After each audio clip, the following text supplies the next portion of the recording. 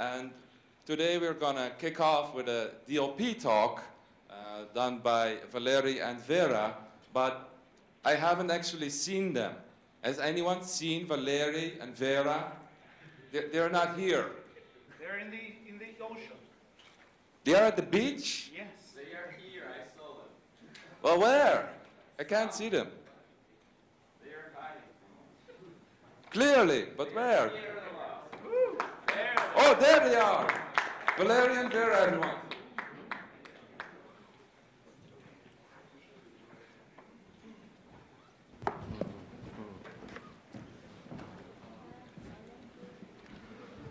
Hello everyone.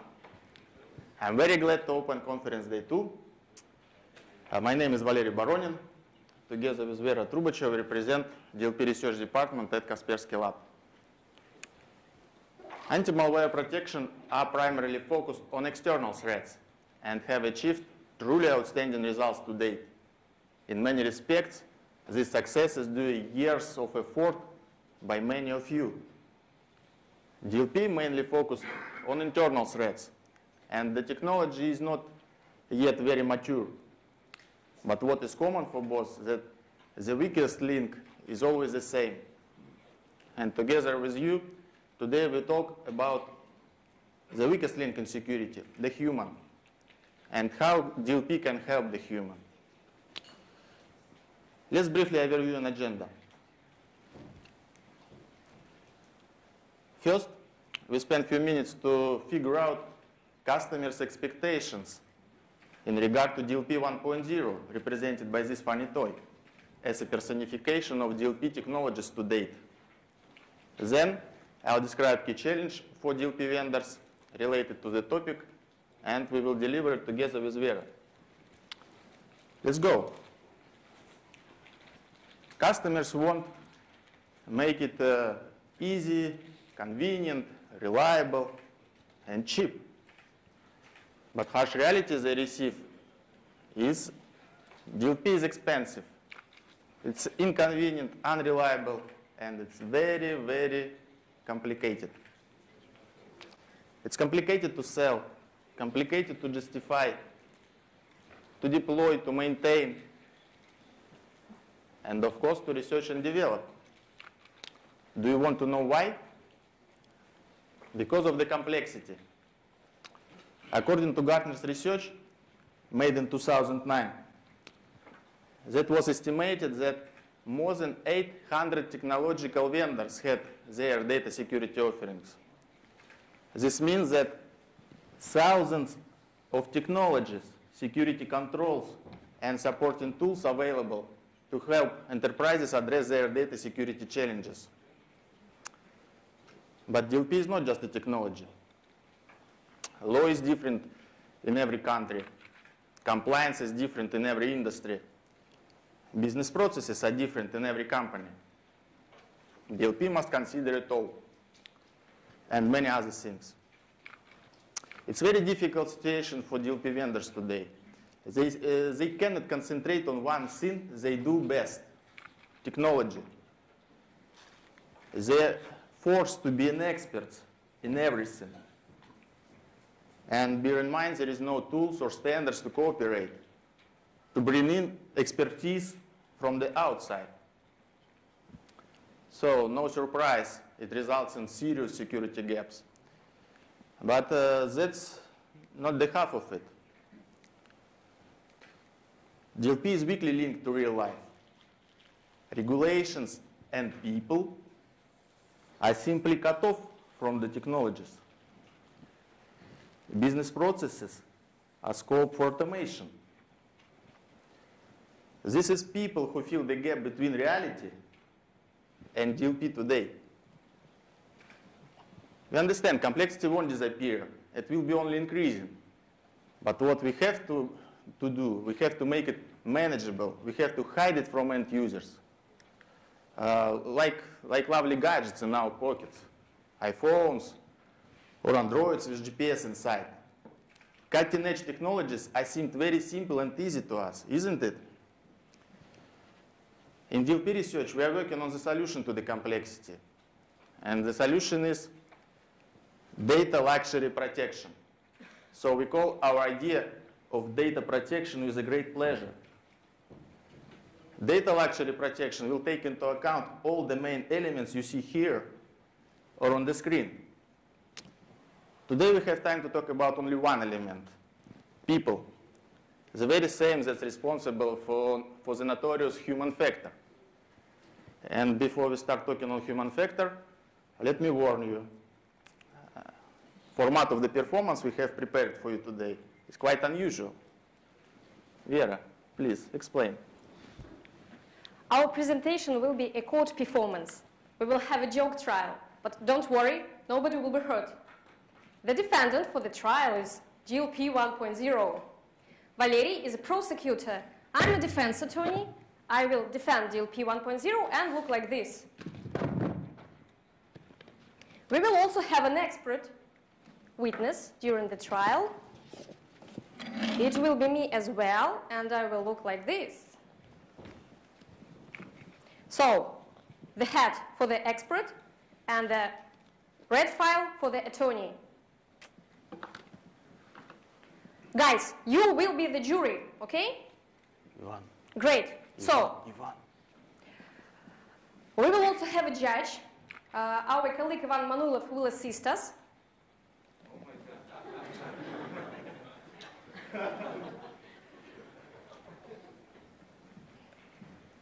At first, there will be opening statements of the prosecutor and the attorney, and then you will vote, so that the judge will deliver his judgment.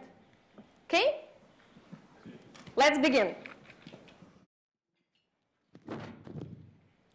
Case number 346, Kaspersky Lab against DLP 1.0. Miss Attorney, does your defendant plead guilty or not guilty? Not guilty, Your Honor. Mr. Prosecutor, please give your opening statement. Dear members of the jury, DLP 1.0 stands accused of not raising user awareness. Raising user awareness is one of the key purposes of DLP together with data protection. What do you mean by user awareness? The state calls an expert in user awareness to answer this question.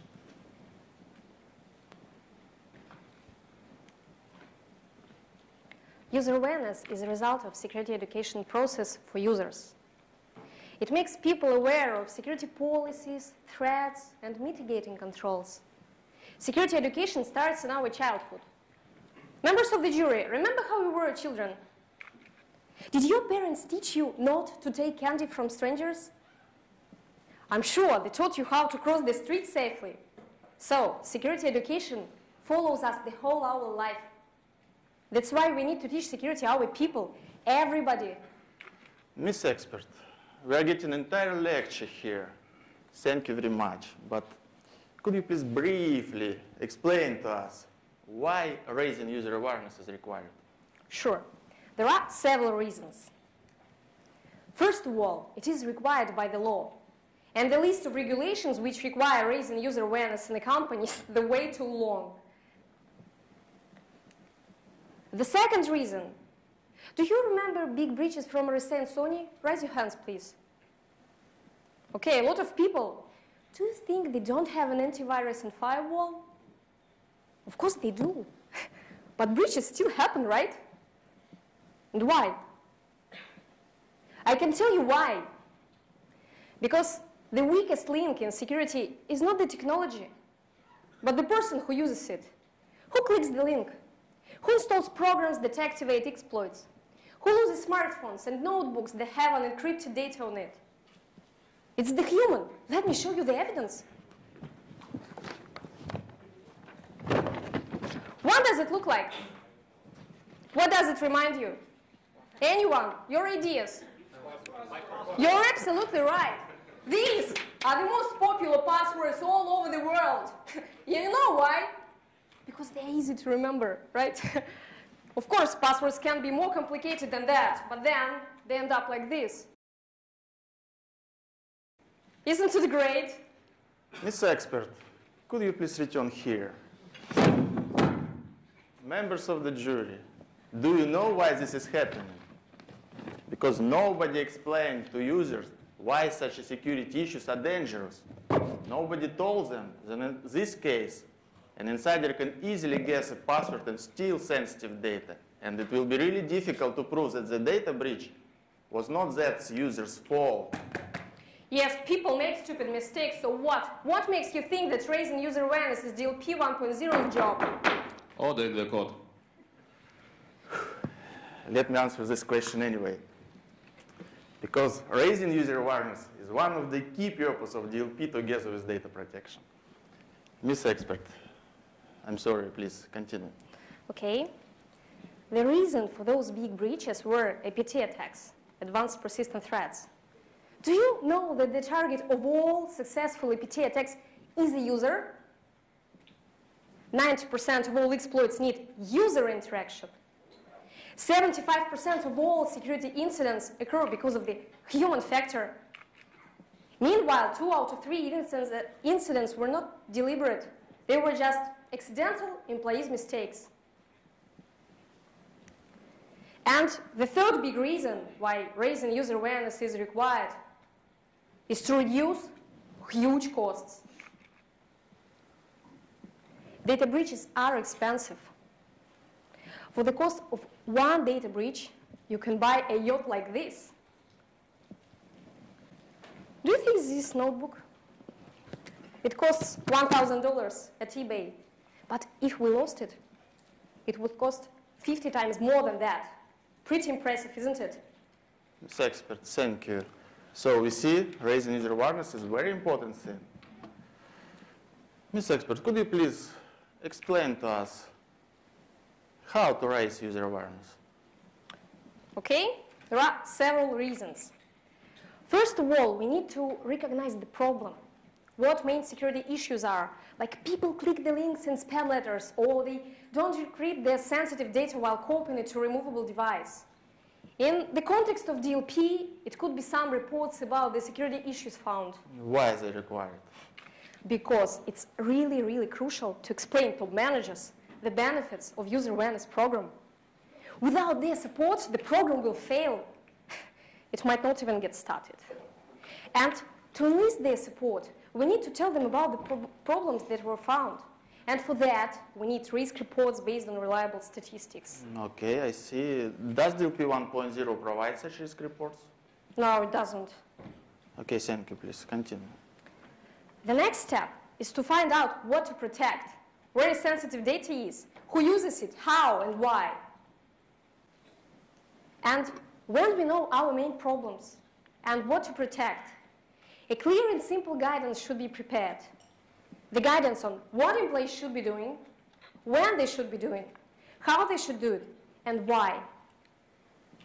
And the guidance must be consistent with 3 major documents for the company. A security policy document, IT resources usage rules, and the punishment and rewards system. Does DLP 1.0 provide such a guidance or help companies to build it?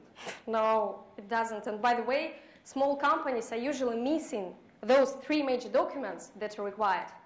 And DLP 1.0 doesn't provide these documents to them. What does it provide to companies then? Just policy rules, but they are weakly related to the real life. I mean, companies' business processes. Security policies provided by DLP 1.0 are not correlated with those 3 documents. And that's why they are not correlated with education, motivation, and a security policy document at the company. Okay, thank you. Let's continue with the issue of user awareness education. What should we teach our employees? Start with the basics. Tell them about social network threats, mobile security, passwords. It's obligatory to tell them about corporate policy rules and explain the reasons for the rules. And tell them how to react, to respond to an incident. Does DLP 1.0 teach users security basics? No, it doesn't. Does it teach users corporate policy rules? No, it doesn't. Does it teach users how to respond to incidents? No, it doesn't. Members of the jury, so we see DLP 1.0 doesn't provide any education at all. Objection! The expert didn't say that education could be performed by DLP. Overruled. Miss Expert, Please explain how DLP can educate users. DLP 1.0 could train users contextually. There are a lot of ways to do that. For example, one of the basic responses to an incident might be a short training film which explains what a security rule was violated by the user, why it is bad, and what the consequences will be. And to make education effective, 3 major principles should be followed. The first one, it's very important to explain users why they have to follow all these policies and rules. Mr. Expert, does DLP 1.0 help follow the first principle? No, it doesn't. Okay, so what's the second? The second principle is to measure user awareness to control of education efficiency. Does DLP 1.0 help control education efficiency? No, it doesn't. Could DLP 1.0 help with education efficiency? Sure, there are a lot of ways to do that as well. For example, it could be an incident analysis, or some security quizzes, or provocations to measure users' reactions, like saving a file called employee salaries in a shared folder called top secret on your accountant's computer. And people who open that file in a shared folder, they are in a risk group for a security officer. And the third principle is motivation. Users should understand the consequences for secure and unsecure behavior. User awareness program must influence users in real life. For example, their salaries. Does DLP 1.0 provide any motivation? No, it doesn't. Could DLP 1.0 help provide motivation? Sure, there are a lot of ways to do that as well. For example, you could have a user danger rating that indicates how often a user gets into trouble and violates policies.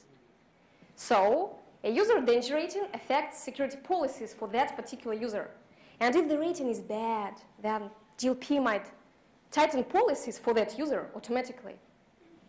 If the user follows all the rules for a certain period of time, DLP might change the policies for the user and give a bonus automatically. I'd like to notice that carrot and stick motivation should be used in proportion to the seriousness of the violation. It's important that every employee knows the consequences, I mean carrots and sticks. And if the violation happened, the punishment should be inevitable. Ms. Expert, thank you very much indeed. I have no further questions for you. Your Honor, we are finished. Ms. Attorney, do you have any questions to the witness? No, Your Honor, I don't. We have nothing further. Let's start the poll of the jury. Members of the jury, do you agree that DLP 1.0 does not help to raise user awareness? Please, raise your hands, those who agree. I see the majority of hands. Verdict? Guilty. Case closed.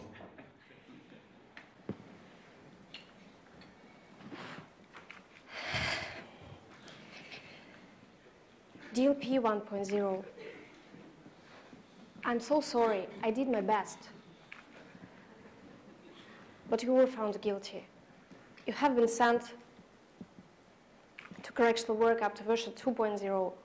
And during your correctional work, you must achieve raising user awareness and control of education efficiency. But keep strong. DLP 1.0, I have some good news for you. Everything is not so bad. Because Kaspersky people are aware of what needs to be done to eliminate all your shortcomings. Because they have their data luxury protection to make DLP 2.0 a reality. Ask them. They can help you.